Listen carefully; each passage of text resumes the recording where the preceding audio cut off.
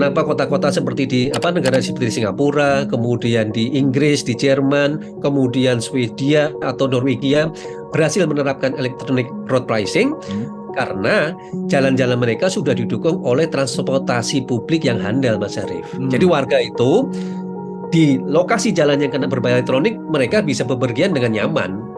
Naik kendaraan banyak sekali pilihan. Nah, dari pantauan kami, untuk wilayah DKI Jakarta, dari semua ruas jalan yang sudah disebutkan, kita hanya bisa merekomendasikan tidak lebih dari Jalan Sudirman Tamrin, Gatot Subroto, MT Haryono, dan Rasuna Said. Di luar jalan itu, rasanya masyarakat masih kesulitan untuk mendapatkan transportasi publik, ya.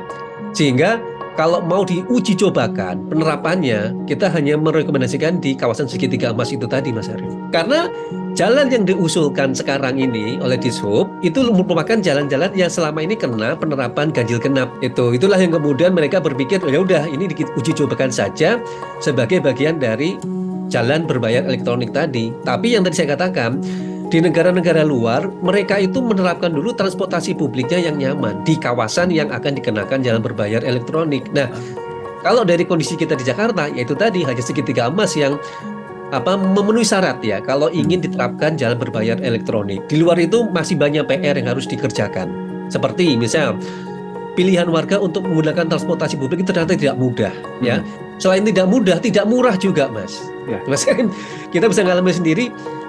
Bagaimana orang yang naik motor dalam beraktivitas harian ternyata jauh lebih murah daripada orang yang menggunakan transportasi publik, Mas Arief.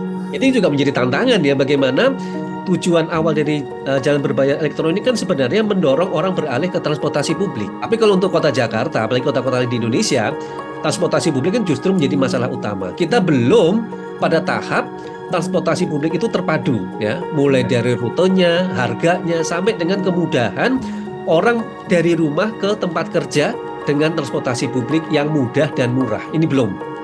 Oleh karena itu, PR-nya dikerjakan dulu. Gitu. Pemprov DKI harus membereskan dulu transportasi publiknya menjadi transportasi andalan warga. Kegagalan utama ya dalam mengatasi kemacetan itu ada 3 sebenarnya. Ya. 1, tata kota Jakarta ini tidak terintegrasi sejak awal ya dengan transportasi publik ya. Baik itu bis Transjakarta ya, jalur busway-nya, kemudian dengan MRT-nya dan juga LRT nanti ya. Antara pemukiman, tempat kerja itu tidak terkait dengan transportasi publik. Kalau di luar, kita sudah membayangkan setiap pemukiman itu dekat dengan halte, stasiun atau terminal. Hanya jalan kaki 5-7 menit udah sampai ke halte atau stasiun tadi, sehingga orang bisa memilih mau naik bis, mau naik kereta misalnya. Nah, Jakarta itu tidak terintegrasi ya antara tadi tempat tinggal dengan tempat kerja. Misal ya, kalau kita bicara yang paling handal sekarang seperti transportasinya MRT misalnya. Kalau saya kerja di Sudirman Tamrin, sementara saya tinggal di Cinere ya, saya harus dalam tanda petik ada kendaraan pengantar ke stasiun Fatmawati terdekat. Betul. Ya. Baru kemudian bisa naik MRT ke Sudirman Tamrin.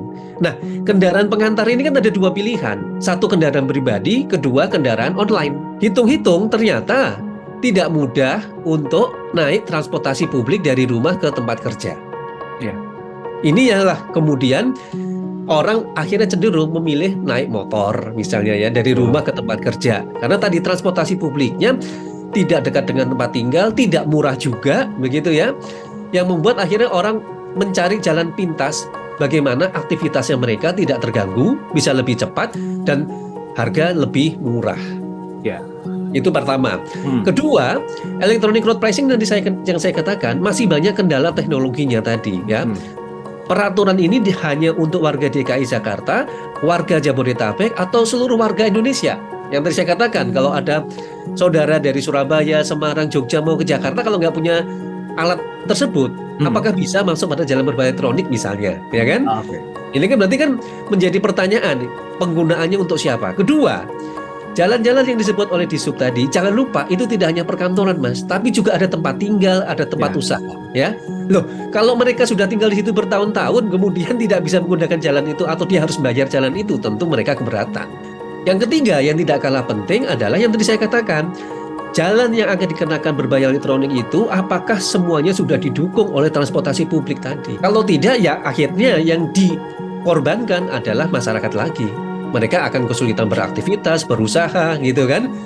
Dan pada akhirnya, masyarakat nanti akan mencari cara, Mas, bagaimana mengakali dalam tanda petik, terutama jalan-jalan yang terkena jalan berbayar elektronik atau electronic road pricing. Jadi, ini ada penyebab utama, yaitu apa? Cara berpikir atau mindset. Ya, mindset. Akibat transportasi publik kita yang belum mumpuni, ya, belum handal, akhirnya masyarakat tetap memilih kendaraan pribadi, baik itu mobil maupun motor dalam beraktivitas harian. Satu. Kedua, sebagian besar para pekerja kan berada di luar DKI Jakarta, ya, ada di Bodetabek, Bogor, Depok, Tangerang, Bekasi yang setiap hari datang ke Jakarta. Mereka tentu akan berpikir ulang, lebih murah mana, lebih mudah mana dalam beraktivitas.